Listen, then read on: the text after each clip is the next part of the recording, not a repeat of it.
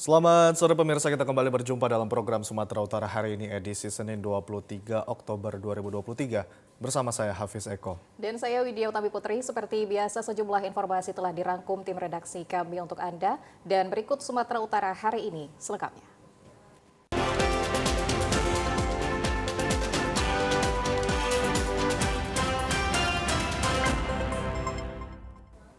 Pemirsa, gempa bumi 5,1 magnitudo mengguncang Nia Selatan pada Minggu pukul 21:23 waktu Indonesia Barat dan tidak berpotensi tsunami. Hasil analisis BMKG menunjukkan gempa bumi memiliki parameter dengan magnitudo 5,1. Epicenter gempa bumi terletak pada koordinat 0,45 lintang utara, 98,4 bujur timur, berlokasi di laut pada jarak 60 km arah tenggara Nia Selatan dengan kedalaman 10 km. Jika dilihat lokasi epicenter dan kedalaman hiposenternya, gempa bumi yang terjadi merupakan jenis gempa bumi dangkal akibat adanya aktivitas sesar lokal. Gempa bumi ini berdampak dan dirasakan di daerah Pinang Sori, Gunung Sitoli, Pasaman Barat, Nia Selatan, dan Mandailing Natal. Hasil pemodelan menunjukkan bahwa gempa bumi ini tidak berpotensi tsunami. Belum ada laporan kerusakan akibat gempa bumi tersebut, namun BMKG menghimbau masyarakat untuk meningkatkan kewaspadaan terhadap potensi terjadinya gempa susulan dengan menjauh dari bangunan yang rawan roboh untuk menghindari jatuhnya korban jiwa. Sementara itu, pemirsa, getaran gempa di Nia Selatan berkekuatan magnitudo 5,1 turut dirasakan warga di Padang Sidimpuan pada Minggu malam. Gempa yang berlangsung selama beberapa detik tersebut membuat sejumlah warga yang berada di dalam rumah berhamburan. Beginilah suasana salah satu permukiman warga di Kelurahan W6, Kampung Darek Ancol, Kota Padang Sidimpuan saat terjadinya gempa bumi pada Minggu malam. Guncangan gempa tersebut dirasakan warga antara 5-8 detik dan cukup kuat sehingga membuat warga sempat panik dan berhamburan keluar dari dalam rumah. Salah satu warga, Faisal Siregar, mengaku saat terjadi gempa sempat panik dan langsung keluar dari dalam rumah untuk menyelamatkan diri bersama keluarga. Dari data Badan Meteorologi, Klimatologi, dan Geofisika menyatakan pusat gempa berada di 62 km tenggara Nia Selatan, Sumatera Utara dengan kedalaman 10 km dan tidak berpotensi tsunami. Tadi gempanya berapa detik tadi kira-kira waktunya itu? Sekitaran 10-15 detik. Pas mau lagi tidur di kamar. Terus Keluarga sama semua dalam rumah berhamburan keluar untuk menyelamatkan diri.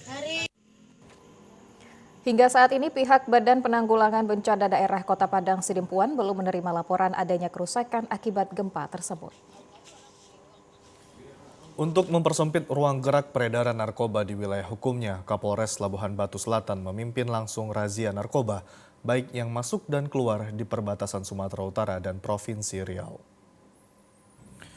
Sebanyak 89 personil Polres Labuhan Batu diterjunkan pada 3 titik pintu masuk Kabupaten Labuhan Batu Selatan, yakni di Polsek Torgamba yang berbatas dengan Kabupaten Rokan Hilir, Provinsi Riau, Polsek Seikanan yang berbatasan dengan Kabupaten Tapanuli Selatan, dan Polsek Kampung Rakyat yang berbatas dengan Kabupaten Labuhan Batu. Razia gabungan ini dibantu personil TNI dan Dishub dengan target pengendara roda 4 dan roda 2. Setiap kendaraan yang melintas dari luar Kabupaten Labuhan Batu Selatan tidak luput dari pemeriksaan pihak petugas. AKBP Maringan Simanjutak mengatakan, pada kesempatan ini kegiatan difokuskan untuk menghambat dan mempersempit ruang gerak bandar narkoba.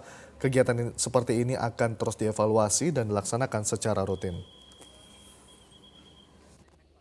Sasarannya adalah kendaraan roda 4 dan roda 2 dan penumpang dalam rangka antisipasi masuknya peredaran narkoba ke wilayah Labusel. Demikian kegiatan yang kami lakukan pada malam hari ini. Kegiatan ini akan dilakukan secara berkelanjutan, nanti kita akan lihat perkembangan dan kita akan evaluasi hasilnya. Dan pemirsa, berikut kita ikuti segmen Pilihan Rakyat.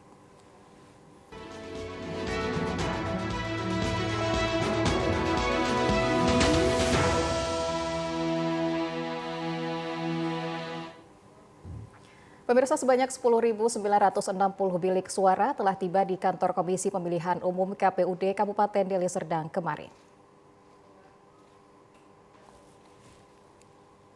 Komisioner KPUD Deli Serdang Mulyanta Sembiri mengatakan saat ini bilik suara untuk pemilihan umum tahun 2024 telah disimpan di gudang logistik KPUD Deli Serdang.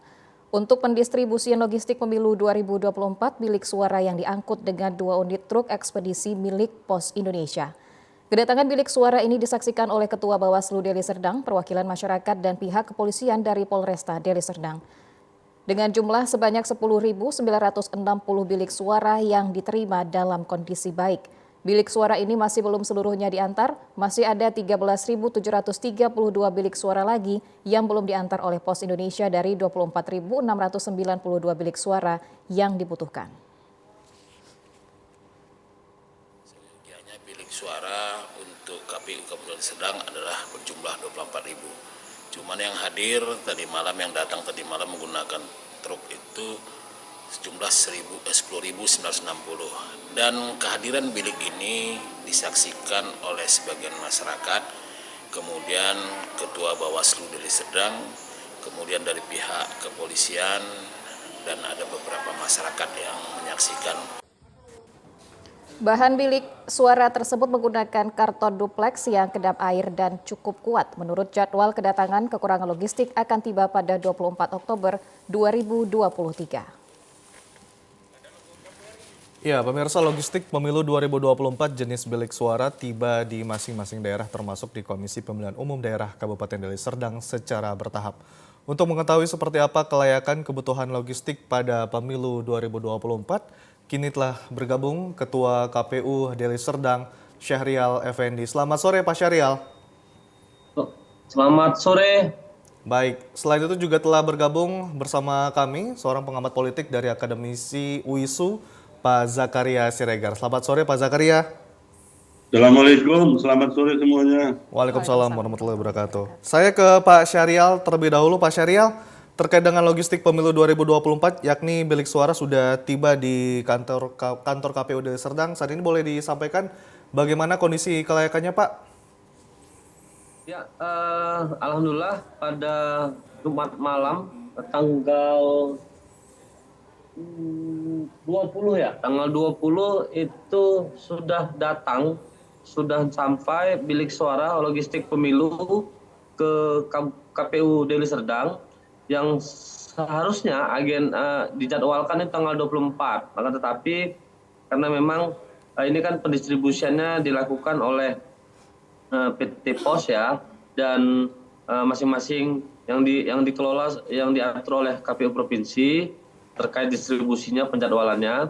Tetapi karena gudang kita yang mungkin paling ready dan paling sudah siap, jadi karena di beberapa tempat kabupaten lain itu belum siap gudangnya, sehingga agak dimajukan kemarin. Makanya pada tanggal 20 hari Jumat malam, tepatnya pukul 9, untuk logistik pemilu dalam bentuk bilik suara itu sudah tiba di gudang kita yang berada di kantor kita di Pakam.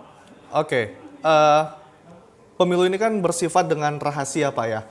Terus bagaimana? Apakah gudang penyimpanan yang untuk menyimpan bilik suara ini sudah representatif kah? Sudah. Jadi gudang kita yang kita pakai, gudang logistik pemilu yang akan kita pakai untuk pemilu 2024 yang akan datang adalah ada 2 di kantor kita di KPU dan 1 di PT Pos di Tanjung Merawa ya. Gudang yang kita pakai. Dan terkait apakah layak, kita sudah anggap layak karena sudah sesuai dengan kriteria yang sudah ditetapkan oleh pimpinan kita dari KPU RI. Oke, kriterianya apa saja Pak, kalau boleh tahu Pak? Penjaganya seperti apa, mungkin boleh dijelaskan?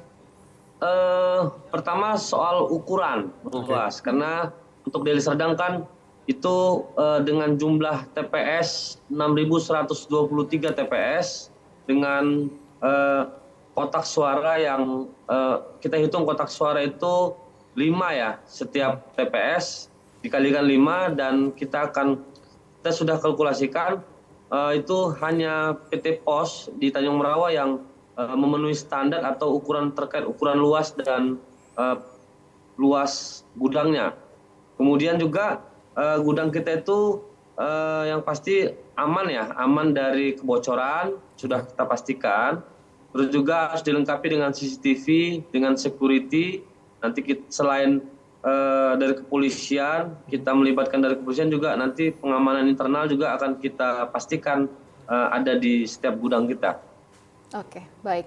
Sebelum kita ke Pak Zakaria, saya masih ingin lanjut begitu ke Pak Syahrial. Pak Syahrial, kita tahu bahwasannya logistik pemilu yang sudah sampai itu baru bilik suara. Lantas bagaimana dengan logistik pemilu yang lainnya, Pak Syahrial? Kapan dijadwalkan akan sampai? Apakah sesuai dengan jadwal akan sampai besok 24 Oktober, Pak Syahrial?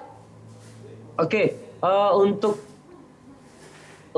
sisa logistik yang terutama yang bilik suara yang sudah dijadwalkan itu tadi kita baru diberitahu oleh KPU provinsi, oleh PT Pos juga, ini sedang di loading dari KIM, dari gudang induk di provinsi, itu akan diantarkan lagi proses perjalanan ke gudang kita, yang sisanya dari bilik suara ini akan kita letakkan di PT Pos. Oke, baik. Terkait logistik yang lain ini kita sedang menunggu dari penyedianya, menunggu jadwal dari penyedianya selesai produksi mungkin.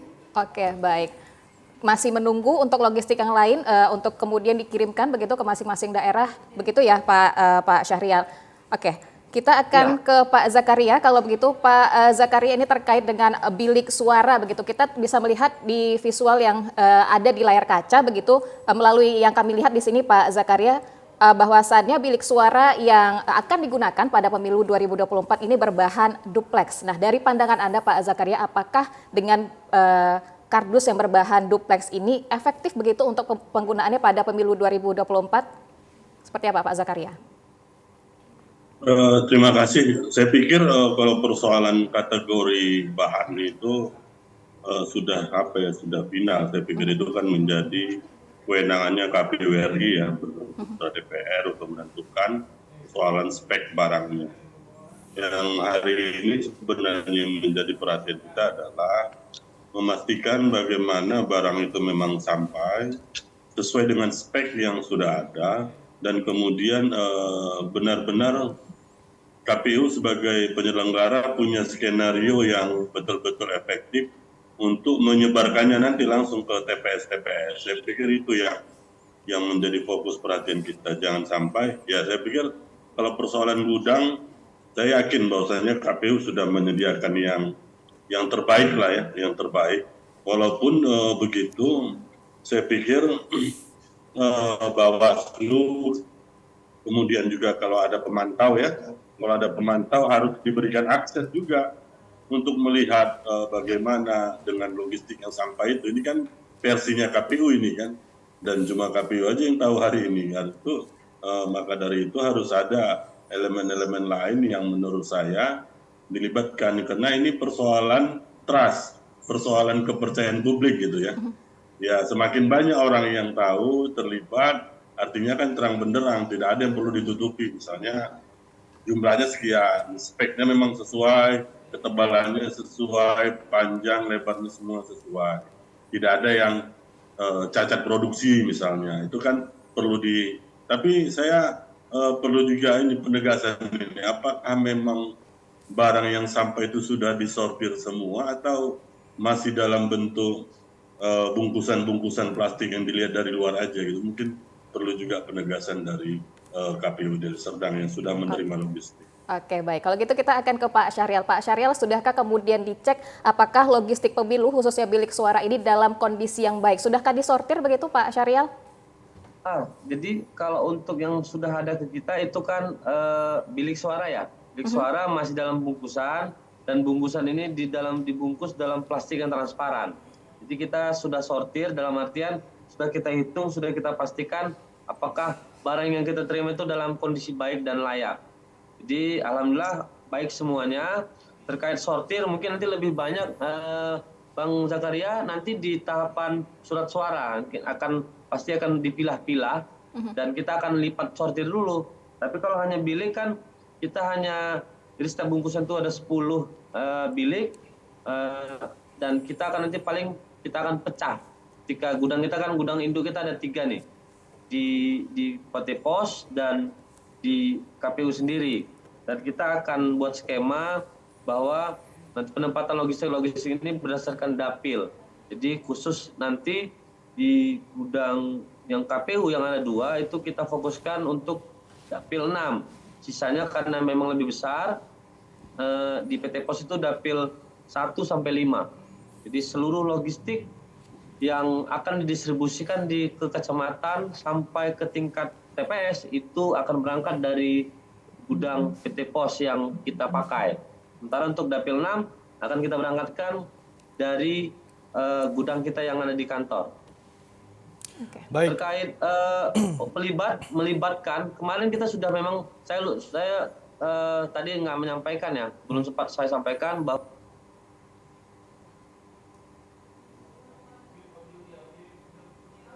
Baik, Pak Syahrial, audionya boleh dihidupkan kembali? Oke. Baik, terkait melibatkan kita, saya tadi belum sempat menyampaikan bahwa kita langsung memberi informasi, menyurati pihak kepolisian, keamanan, pihak Bawaslu, dan kalau masyarakat kita tidak undang, tetapi masyarakat sekitar yang memang menyaksikan silahkan saja dalam batasan-batasan tertentu, sehingga kita bukan hanya kita. Jadi memang kita selalu yang wajib itu ya Bawaslu dan pihak kepolisian. Sudah kita pastikan.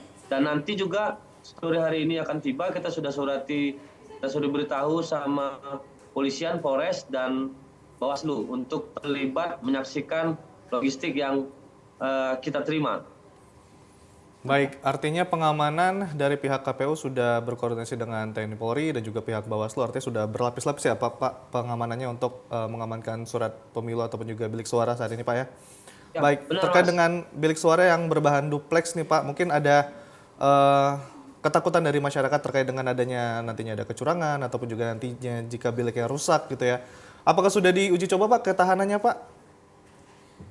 Jadi bahan karton duplek ini sama dengan pemilu 2019 kemarin. Dan itu sudah diuji ya. Jadi diuji dengan standar yang sudah ditentukan. Tapi kalau lebih kapasitas, misalnya ada ditemukan warga atau masyarakat yang menyampaikan ketahanannya, ya pasti ketahanannya sesuai dengan standar yang kita prediksi. Jadi kita juga akan, ketika kotak itu kita rakit, kita akan juga menumpuknya juga ada batasnya, tidak sampai 10 tumpuk misalnya gitu kan. Itu juga kekuatannya pasti berbeda kan. Tetapi juga kita punya standar yang pasti sesuai dengan regulasi, sesuai dengan itu KPU RI yang menentukan itu semuanya, dan sudah pasti kami yakin itu sudah diuji dan sudah layak ya untuk kita pakai sebagai logistik di pemilu 2024 yang akan datang. Baik, saya ke Pak Zakaria. Pak Zakaria, terkait dengan bilik suara yang berbahan duplex ya Pak, ataupun juga karton. Seperti apa Bapak menanggapi atau juga pandangan Bapak terkait dengan bilik suara ini Pak? Apalagi mungkin di sebagian masyarakat masih meragukan ketahanan dari bilik suara tersebut Pak. Ya, kalau kita bandingkan dengan 2 atau 3 pemilu sebelumnya yang masih menggunakan kotak suara aluminium, tentu itu lebih kuat ya, itu sudah pastilah. Tapi kan pemerintah kan dengan dalih untuk efisiensi kita sampai 70% itu kan diubah menjadi duplex ya, karton yang kedap air.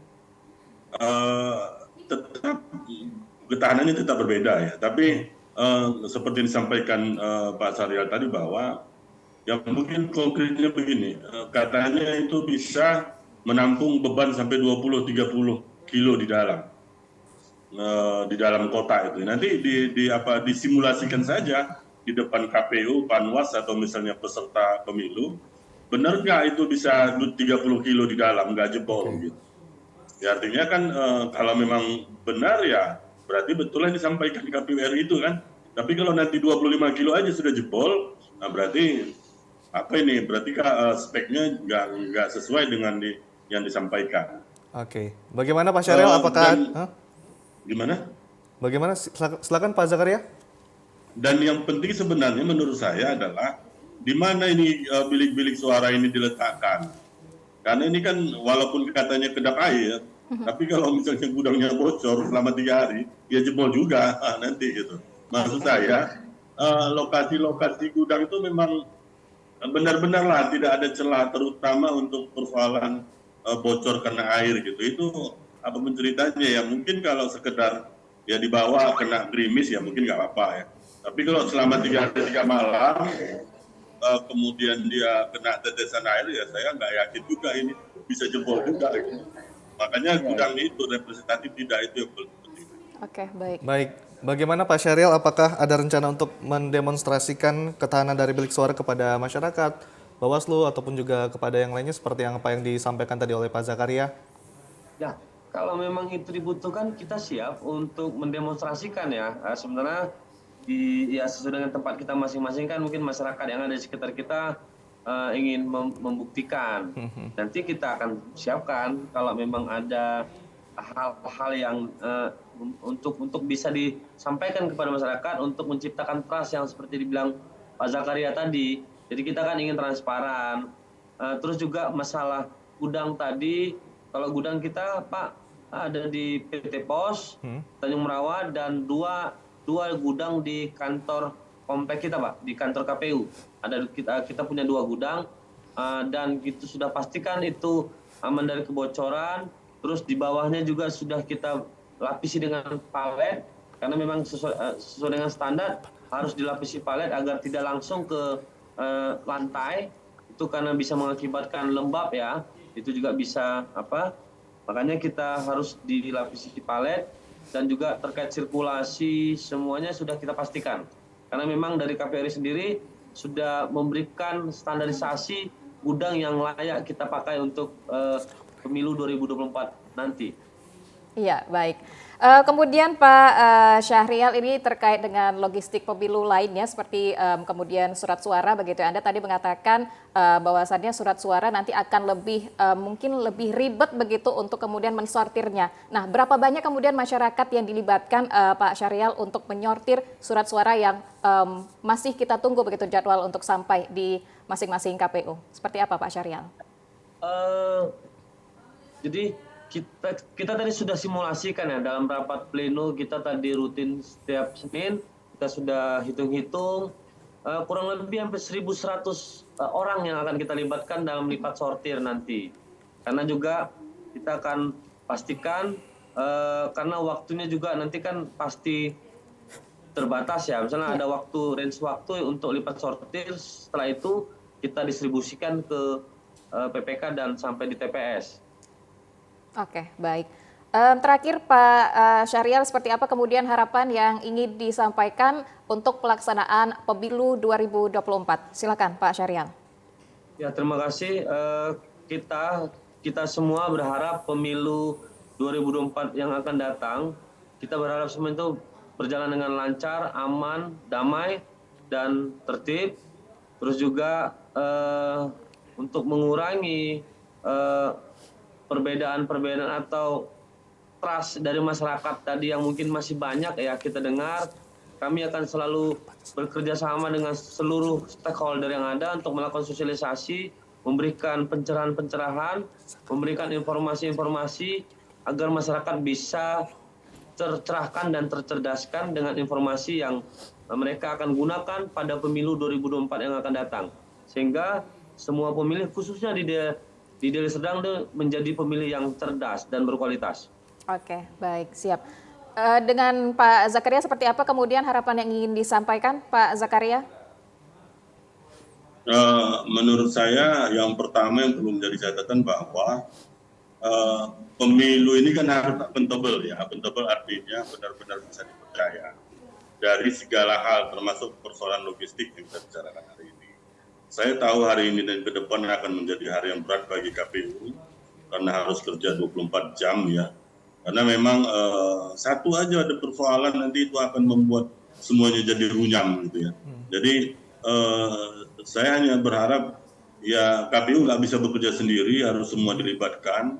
Ya pemantau, kalau memang ada pemantau dilibatkan, masyarakat, kelompok masyarakat harus dilibatkan. Karena nanti ini akan menciptakan itulah namanya accountable, itu kepercayaan kepada KPU.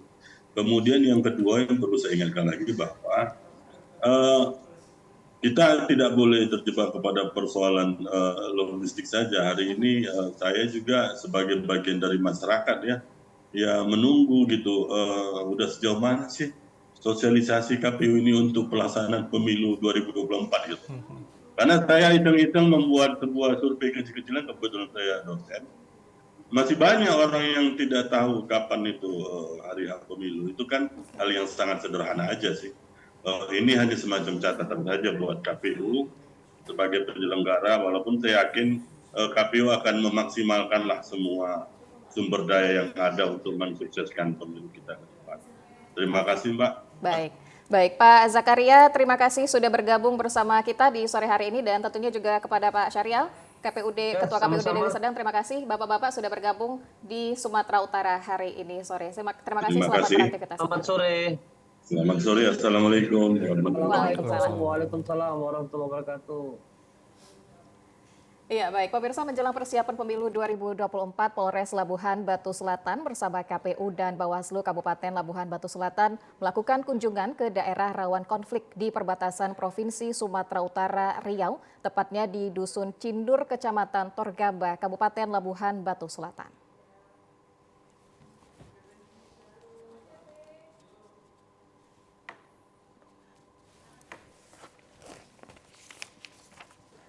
Kapolres Labuhan Batu Selatan AKBP Maringan Simanjuntak bersama tim rombongan meninjau langsung lokasi tempat pemungutan suara TPS pada pemilu 2024 mendatang. Tepatnya di Dusun Cindur, Desa Torganda, Kecamatan Torgamba, Kabupaten Labuhan Batu Selatan, Sumatera Utara, yang berbatasan langsung dengan Provinsi Riau. Kunjungan ini merupakan upaya mengantisipasi hal lokasi titik rawan yang dikhawatirkan akan memicu keributan. Pihaknya memberikan edukasi kepada masyarakat tentang pemilu damai. Karena di wilayah perbatasan khususnya Dusun Cindur ini itu merupakan mayoritas warga Labuhan Batu Selatan yang sebanyak 96 kakak itu merupakan warga Labuhan Batu Selatan. Sehingga kalau kita menganalisa terkait masalah resiko untuk di wilayah Cindur ini kemungkinan tidak akan terjadi kerawanan-kerawanan yang akan dihadapi pada saat pemilu 2024.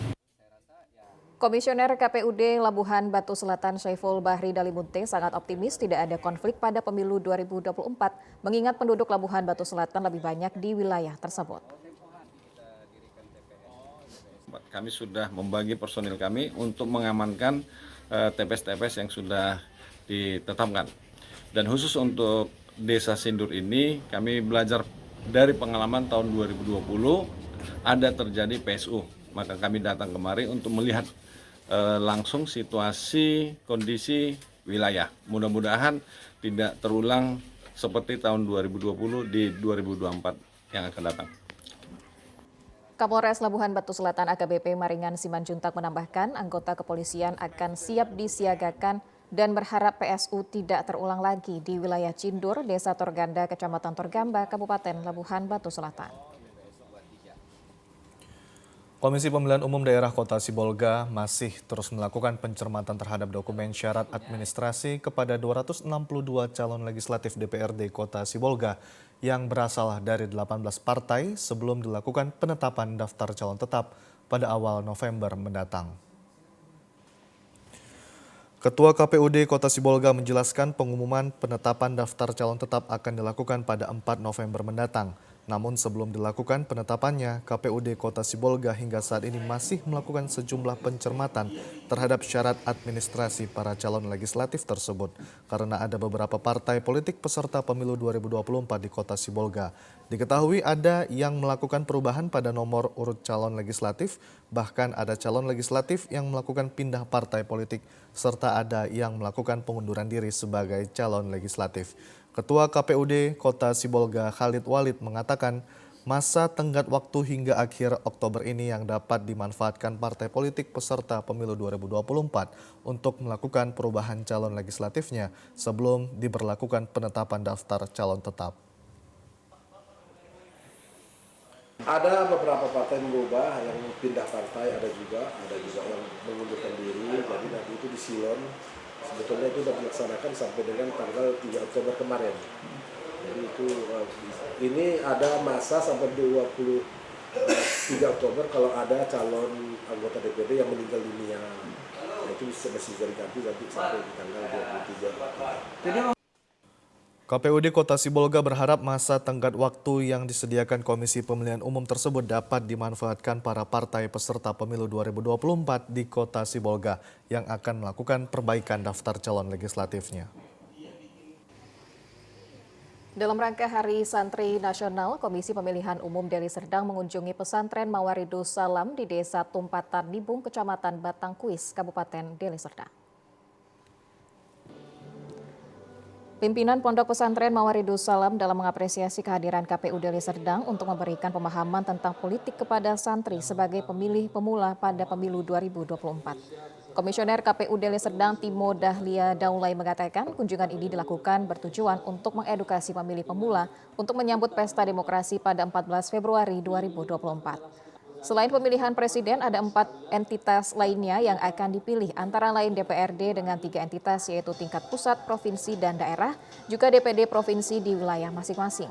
Dalam kunjungan ini, santri diajak untuk menonton film sebagai strategi sosialisasi pendidikan pemilih, khususnya kepada pemilih pemula. Tujuannya agar pesan-pesan kepemiluan bisa disampaikan dengan lebih ringan dan efektif. Program KPU Goes to Pesantren ini adalah program nasional seluruh Indonesia. KPU Kabupaten Kota seluruh Indonesia yang di wilayahnya itu ada pesantren melakukan pemutaran film bareng ya, nonton film bareng itu Kejarlah Janji. Dan untuk KPU Deli Serdang kita memilih pesantren Mawaridus Salam di Batangkuis. Jadi kita mau menyasar pertama pemilih pemula, kemudian santri yang berada dari luar Sumatera Utara, bagaimana mereka mengetahui tentang pemilu 14 Februari 2024 dan bagaimana mengurus pindah memilih pada saat nanti 14 Februari tahun 2024. Salah seorang santri, Arif Baitur Rahman Hutajulu, mengatakan film ini menyampaikan banyak pesan-pesan kepemiluan seperti pentingnya menggunakan hak pilih. Saya dengan adanya film ini ditonton seluruh santri dalam rangka Hari Santri, ini dapat memberikan edukasi kepada seluruh rakyat Indonesia bagaimana caranya kita memilih secara lugas dan bersih. Dan kita juga teredukasi bagaimana itu memilih pemimpin kita dengan baik, dengan melihat rekam jejaknya terlebih dahulu, jangan asal nyoblos. Kegiatan yang dilakukan disambut antusias seluruh santri. Di akhir acara, KPU memberikan kuis kepada para santri dan yang berhasil menjawab mendapatkan souvenir dari KPU Deli Serdang. Ya, pemirsa, beragam informasi aktual lainnya akan kami hadirkan sesaat lagi. Tetaplah bersama kami di Sumatera Utara hari ini.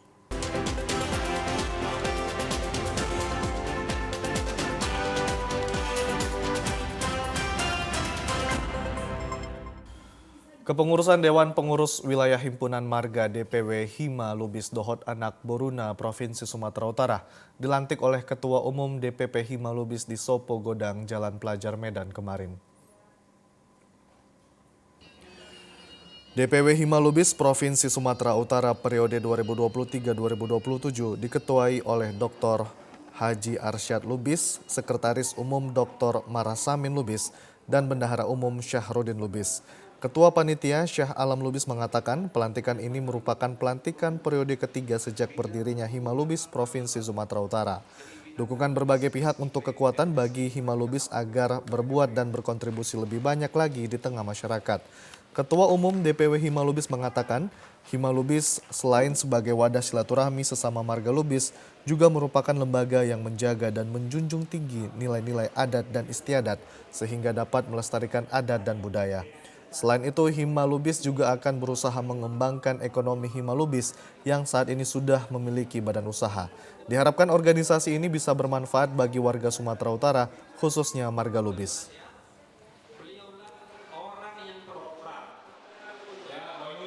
Mandeling Natal itu asal dari marga Lubis itu memang dari dulu itu memang lumbungnya pendidikan.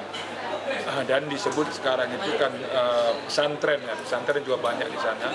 Jadi kita akan fokus terhadap generasi muda kita, anak-anak kita, khususnya yang bermarga Lubis, bagaimana supaya mereka bisa semua melanjutkan pendidikan, dan bagi yang ada masalah terkait dengan pembiayaan, kita harapkan dari program Hima Lubis ke depan bisa kita bantu. Nah, yang kedua tadi kita juga akan fokus terhadap bagaimana usaha-usaha ekonomi dari Hima Lubis ini bisa kita kembangkan. Ketua DPP Hima Lubis Fajarudin Lubis mengatakan beberapa program unggulan Hima diantaranya adat dan budaya karena Sumatera Utara adalah lumbungnya kebudayaan sehingga diharapkan bisa dikembangkan dan ditingkatkan. Kepada ketua terpilih diharapkan dapat mengemban tugas dan tanggung jawab untuk membawa organisasi Hima Lubis menjadi lebih baik dan berkontribusi bagi Sumatera Utara. Kita di pusat, alhamdulillah sudah meluluskan 24 lebih kelulusan perguruan tinggi negeri dari berbagai perguruan tinggi negeri seluruh Indonesia. Dan saya berharap, kita dari pusat berharap betul, hal ini juga akan bisa dilanjutkan oleh Bang Arsa sebagaimana tadi beliau juga menyampaikan dalam sambutan. Ini juga salah satu program prioritas dari DPP. Nah, kemudian Pelantikan dilakukan oleh Ketua DPP Hima Lubis Pusat Fajarudin Lubis dengan penyematan ulos kepada para pengurus DPW Hima Lubis Dohod Anak Boruna. Turut hadir dalam pelantikan tersebut mewakili Gupsu Basarin Yunus Tanjung selaku asisten pemerintah pembangunan Setda Sumut. Edi Rahmayadi Senator DPD RI asal Sumatera Utara Dedi Iskandar Batubara, Hasan Pulungan Ketua Ikmas Sumut, tokoh adat, tokoh masyarakat yang ada di Provinsi Sumut. Beralih ke informasi lain, pemirsa, narkoba merupakan ancaman serius yang terus-menerus mengganggu tatanan masyarakat, merusak potensi generasi muda dan menghancurkan keluarga. Berdasarkan data deteksi dini atau tes urin, Sumatera Utara mengalami peningkatan temuan identifikasi positif narkoba dari 237 orang pada tahun 2021 menjadi 252 orang pada 2022. Data tindak kasus pidana juga mengalami peningkatan sebanyak 521 kasus, yaitu dari 6.832 kasus menjadi 7.353 kasus. Adapun jumlah pengguna narkoba di Sumatera Utara selama setahun terakhir tercatat sebanyak 1,5 juta orang atau 10% dari jumlah penduduk. Saat ini penyalahgunaan narkoba tidak hanya terjadi di lingkungan masyarakat, namun juga telah masuk melalui sekolah-sekolah sehingga berdampak buruk terhadap mental dan perilaku para siswa. Salah satu upaya untuk memberantas penyalahgunaan narkoba di kalangan pelajar diantaranya dengan membentuk Satuan Tugas Sekolah Bersih Narkoba atau Bersinar yang pengukuhannya dilakukan penjabat Gubernur Sumatera Utara Hasanuddin kemarin sekaligus sosialisasi narkoba di Auditorium Politeknik Wilmar Bisnis Indonesia, Medan. Penjabat Gubernur Sumatera Utara Hasanuddin mengatakan, Satuan Tugas Sekolah Bersih Narkoba yang dikukuhkan ini diharapkan menjadi garda terdepan dalam upaya memastikan bahwa sekolah-sekolah di wilayahnya menjadi lingkungan yang bersih dan bebas dari narkoba. Sebagaimana yang saya sampaikan tadi, bahwa kita upaya untuk pencegahan secara dini dimulai dari diri sendiri, dari keluarga, dari lingkungan sekolah, dan kita semua. Mengapa ini diambil? Kita lihat dari data-data tadi yang saya sampaikan secara nasional bahwa kita di Provinsi Sumatera Utara ini boleh dikatakan data yang menunjukkan hampir 10% dari penduduk kita terpapar narkoba. Oleh karena itu, ini merupakan langkah keprihatinan kita, salah satu upaya untuk mencegah, memberantas terdampak peredaran narkoba di lingkungan masyarakat. Secara khusus kita awali dari lingkungan sekolah, karena lingkungan sekolah ini adalah dampaknya kepada anak-anak generasi muda kita yang merupakan harapan bangsa kita. Kepala Dinas Pendidikan Sumatera Utara Asren Nasution menegaskan dukungan dari berbagai pihak termasuk guru, orang tua, siswa, serta anggota satuan tugas sangat diperlukan untuk menyebarkan informasi mengenai bahaya dan dampak buruk narkoba.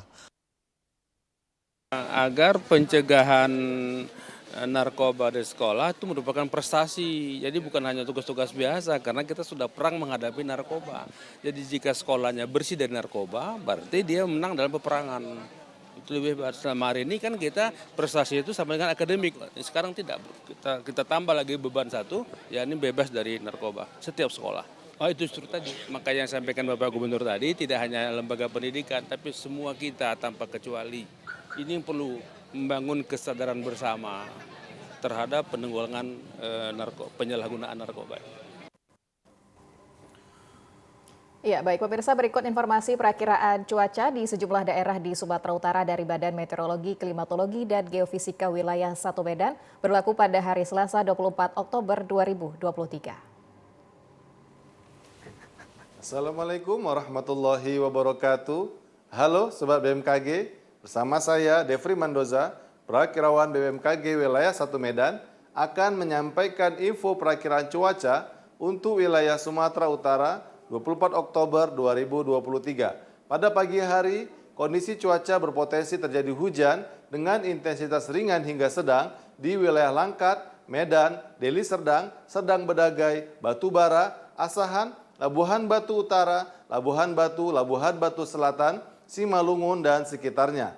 Untuk siang dan sore hari, berpotensi terjadi hujan dengan intensitas ringan hingga lebat di sebagian besar wilayah Sumatera Utara. Potensi hujan lebat terjadi di wilayah Padang Sidimpuan, Tapanuli Selatan, Tapanuli Utara, Pakpak Barat, Karo, Dairi, Samosir, Asahan, dan sekitarnya.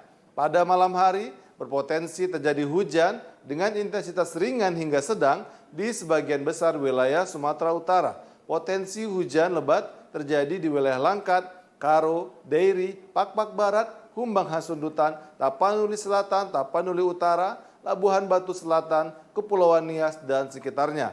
Untuk dini hari, berpotensi terjadi hujan dengan intensitas ringan di wilayah Langkat, Deli Serdang, Batubara, Sedang Bedagai, Asahan, Kepulauan Nias, dan sekitarnya. Untuk suhu udara, 15 hingga 32 derajat Celcius, kelembaban udara 60 hingga 99%, angin dari tenggara hingga barat laut dengan kecepatan 10 hingga 30 km per jam. Titik panas atau hotspot di wilayah Sumatera Utara pada tanggal 22 Oktober tidak terdapat pantauan adanya titik panas. Kami menghimbau kepada warga masyarakat untuk tetap waspada terhadap potensi terjadinya hujan dengan intensitas sedang hingga lebat yang dapat disertai petir dan angin kencang di sebagian besar wilayah Sumatera Utara yang dapat berpotensi mengakibatkan bencana hidrometeorologis seperti banjir dan longsor. Demikian informasi yang dapat kami sampaikan, semoga bermanfaat bagi Sobat BMKG sekalian. Terima kasih. Assalamualaikum warahmatullahi wabarakatuh. Sementara itu pemirsa, masyarakat transmigrasi tahun 1991 mengadakan pesta rakyat di lapangan sepak bola desa SP4, Kecamatan Kampung Rakyat, Kabupaten Labuhan Batu Selatan, dengan menampilkan ragam kesenian budaya nasional. Pagelaran pesta rakyat ini digelar selama 4 hari untuk memperingati dan mengenang keberadaan warga transmigrasi yang pertama kali menginjakkan kaki di tempat tersebut dan berjuang hidup dengan cara membuka hutan menjadi lahan pertanian kelapa sawit. Pagelaran pesta rakyat ini pertama kali diadakan, selain diisi dengan perlombaan, juga menampilkan hiburan oleh pelajar dari tingkat taman kanak-kanak, sekolah dasar, SMP, dan SMA, menggelar ragam pertunjukan mulai dari marching band dan tarian adat Nusantara. Ketua Panitia Fajar Zamzami mengatakan acara ini dilaksanakan untuk menyenangkan hati orang tua yang sudah berjuang di masa lalu pada tahun 1991 silam. Ya, mereka pertama kali menapakkan kaki di Teluk Panji 4 yang dulunya hutan rawa dan harus berjalan kaki dan sebagai penerang di malam hari menggunakan lampu teplok atau obor. Dilaksanakan untuk menyenangkan hati para orang tua kami yang sudah berjuang di masa lalu. Pada tahun 1991 mereka pertama kali menapakkan kaki di Teluk Panji 4 ini, berjuang dari Teluk Panji 4 yang hutan, yang rawa, yang kemana-mana harus masih jalan kaki. Pelaku UMKM diharapkan dapat meningkatkan perekonomian daerah khususnya masyarakat Labuhan Batu Selatan. Pemirsa, Hari Santri Nasional pada 22 Oktober digelar berbagai rangkaian kegiatan, diantaranya melaksanakan pembacaan 1 miliar sholawat nariyah di Masjid Agung Kabupaten Karo, warga Nahdlatul Ulama beserta para siswa Madrasah Aliyah dan umat muslim di Kabanjahe. Pembacaan 1 miliar sholawat nariyah serentak dilantunkan di seluruh penjuru Nusantara sholawat nariyah. Kegiatan ini merupakan salah satu rangkaian dari peringatan Hari Santri yang jatuh pada 22 Oktober 2023 bertemakan Jihad Santri Jayakan Negeri. Warga Nahdlatul Ulama beserta siswa Sekolah Madrasah Aliyah dan umat muslim di Kabanjahe, Kabupaten Karo sangat antusias membacakan sholawat nariyah. Memohon kepada Allah Subhanahu wa Ta'ala dan keberkahan kepada Rasulullah utamanya untuk bangsa, agar senantiasa dianugerahkan keselamatan, kedamaian, serta kekuatan persatuan dan kesatuan. Ketua PCNU Kabupaten Karo Jimmy Sutarja Tarigan mengatakan pembacaan 1 miliar sholawat nariyah merupakan seruan dari PBNU agar dilaksanakan bersama elemen masyarakat umat muslim sampai ke daerah. Peringatan Hari Santri tahun ini dengan melangitkan sholawat dan jihad santri Jayakan Negeri untuk cinta dan bakti terhadap negeri. Kita melaksanakan pembacaan sholawat nariyah di Masjid Agung Kabanjahe yang mana merupakan amanah dari PBNU, di mana kegiatan ini serentak dilakukan di seluruh Indonesia sebanyak 1 miliar kali. Harapannya ke depan insya Allah terjadinya kedikdayaan bangsa, persatuan Indonesia, serta dapat tersampaikan hajat bagi seluruh jamaah yang hadir pada saat ini. Sementara itu, Kakan Menak Karo Mustapid MA menuturkan bahwa kantor Kementerian Agama turut mendukung gerakan 1 miliar sholawat nariyah pada peringatan Hari Santri Nasional yang ditetapkan setiap tanggal 22 Oktober. Melantunkan sholawat bersama sebagai penyejuk hati, memotivasi untuk perjuangan dan masa depan. Santri berperan penting bagi bangsa. Dengan momen ini, santri sebagai generasi muda yang berakhlak harus terus menggiatkan kemampuannya untuk NKRI demi kemajuan Indonesia. Motivasi kepada kita umat Islam tentunya untuk bersama-sama memberikan kehangatan, kedinginan hati untuk bersama-sama memperjuangkan dan kemudian melihat ke depan tentang bangsa kita di Indonesia itu. Cara santri dalam prospek ke depan, santri sangat berperan dalam hal pembinaan umat. Walaupun di Kabupaten Karo sendiri belum banyak pesantren, tetapi paling tidak dengan adanya pesantren dan adanya santri ini memberi kekuatan kepada kita umat Islam terkait dengan generasi kita ke depan, khususnya generasi Islam. Sebanyak 327 siswa-siswi dan guru madrasah sanawiyah swasta Tanjung Morawa menggelar sholat goib dan doa bersama untuk warga Palestina yang menjadi korban perang oleh tentara Israel di jalur Gaza. Kegiatan ini dilakukan sebagai bentuk kepedulian dan keprihatinan siswa-siswi terhadap warga Palestina.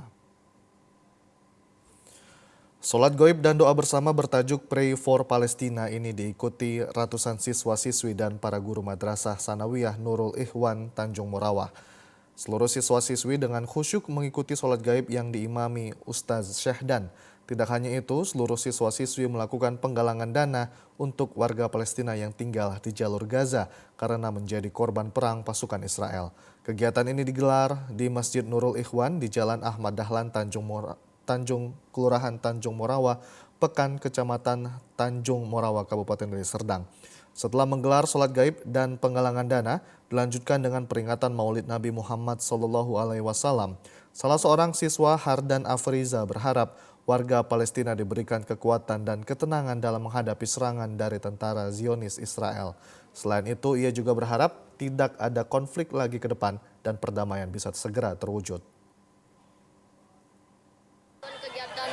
Sholat goib, melakukan penggalangan dana untuk dikirimkan ke Palestina dan dilanjutkan dengan acara Maulid Nabi. Palestina diberikan kesabaran, ketabahan, dan diberikan kemenangan oleh Allah Subhanahu wa Ta'ala. Ketua Yayasan Madrasah Sanawiyah Swasta Ustaz Syahdan mengatakan kegiatan Pray for Palestina merupakan bentuk kepedulian dan keprihatinan sekolah terhadap warga Palestina, yakni dengan menggelar sholat gaib dan doa bersama. Hal ini juga sebagai pembelajaran kepada para siswa sebagai bentuk keprihatinan dan solidaritas kepada sesama umat muslim yang menjadi korban perang. Alhamdulillah, acara demi acara telah selesai terlaksana. Mudah-mudahan kegiatan pada hari ini mudah-mudahan dapatlah membantu beban-beban saudara kita yang ada di Palestina, dan mudah-mudahan kita berdoa kepada Allah SWT. Mudah-mudahan ke depannya rakyat Palestina, seluruh muslim-muslimah Palestina selamat dan mereka mendapatkan dukungan terutama dari kami Madrasah Ibnu Gundawa. Donasi yang dikumpulkan para siswa ini berjumlah Rp2.300.000 dan akan disumbangkan agar bermanfaat dan meringankan beban warga Palestina. Pemirsa, PSMS Medan akan melakoni laga terakhirnya di putaran pertama kompetisi Liga 2 2023 menghadapi Sriwijaya FC Palembang di Stadion Teladan Medan sore ini. Laga yang bertajuk Derby Andala Sumatera ini diprediksi akan berlangsung sengit. Memiliki misi menutup putaran pertama kompetisi Liga 2 2023 dengan kemenangan menghadapi Sriwijaya FC Palembang di Stadion Teladan Medan, PSMS Medan diperkirakan akan menurunkan skuad terbaiknya dan bermain dengan penuh motivasi di hadapan ribuan pendukungnya untuk memenangkan pertandingan bertajuk Derby Andala Sumatera ini. Laga yang akan berlangsung sore ini diprediksi berlangsung sengit karena kedua tim asal Sumatera ini sama-sama mengincar raihan poin penuh untuk menutup putaran pertama kompetisi dengan baik. Pelatih PSMS Medan Miftahuddin Mukson mengatakan saat ini seluruh pemainnya dalam kondisi prima dan siap memenangkan pertandingan. Pasalnya dalam dua laga tandang sebelumnya menghadapi Semen Padang FC dan PS Riau, PSMS hanya mampu meraih 2 poin dengan 2 hasil seri. Mengenai kesiapan tim, kami sudah siap semua, artinya dari kita selesai pulang dari pekan baru, kita sudah evaluasi, kita sudah buat game plan yang baru untuk mudah-mudahan kita bisa semua berjalan dengan lancar dan pemain bisa menjalankan apa yang sudah kita persiapkan. Laga yang akan berlangsung di Kota Medan ini akan menjadi penutup putaran pertama kompetisi Liga 2 2023 sebelum memasuki jeda paruh musim. PSMS bertekad menorehkan 10 poin pada putaran pertama di kompetisi ini dan mewajibkan memenangkan pertandingan pada sore ini. Pemirsa, informasi tadi sekaligus menutup perjumpaan kita pada sore hari ini. Saya Hafiz Eko. Dan saya Widyotami Putri pamit undur diri dari hadapan Anda. Terima kasih, selamat sore. Sampai jumpa.